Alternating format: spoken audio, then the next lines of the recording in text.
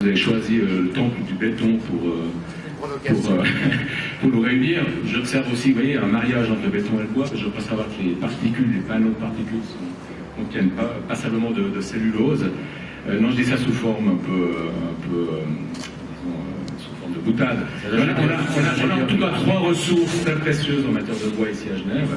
On a effectivement le 12% de notre surface cantonale qui est couverte par qui est boisée. C'est 2 fois la surface de la ville de Genève, c'est pas rien.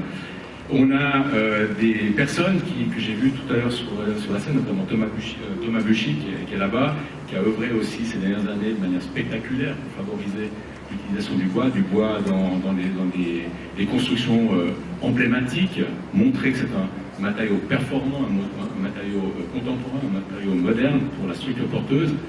Et puis à vous, Monsieur le Président, qui est une ressource vraiment très précieuse, parce qu'avec votre combat incessant pour promouvoir le bois, vous faites avancer sa cause. Je voulais vous en féliciter, vous en remercier.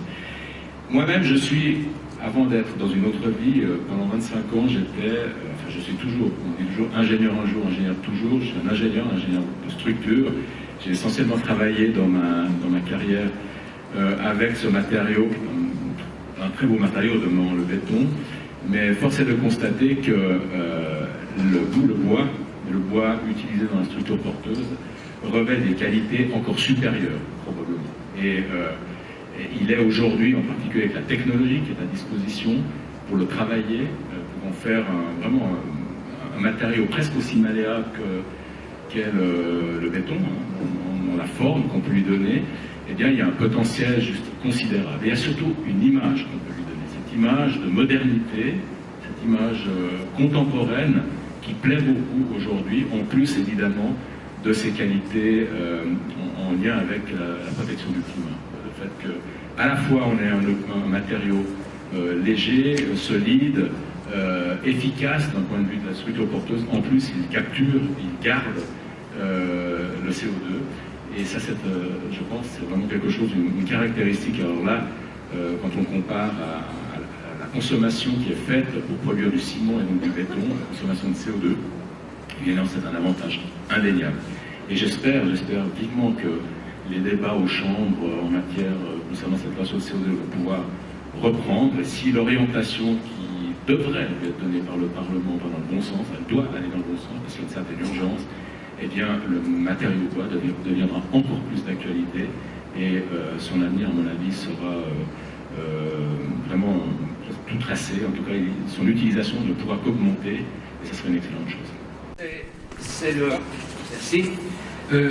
C'est la suite, c'est la concrétisation, c'est vous dire au travail, on va continuer. Et il y a une autre déclaration qui a déjà été signée par M. Gers et M. Hess, le conseiller d'État, président de la conférence des conseillers d'État en charge des forêts. Il y a alors 2 signatures. Alors on va poser ça, on leur met dans l'autre sens. Merci M. Gautret. Et messieurs, nous commençons. Si vous voulez bien vous lever, on se rassemble autour. Monsieur le préfet, à vous l'honneur. Oui, soyez dans le sens de...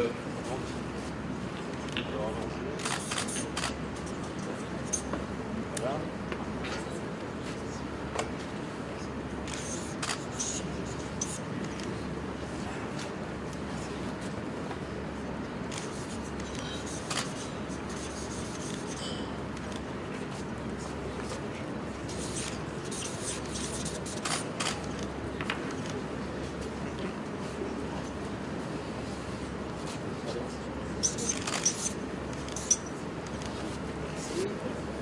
Le Jura.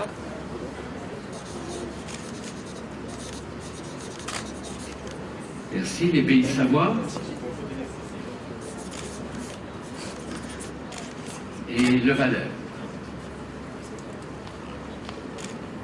Et on reviendra avec ça jusqu'à Lausanne pour que Madame de Batreau puisse le signer même. Merci, merci. Bien, mesdames et messieurs, faut qu'on se serre. On se serre. Venez.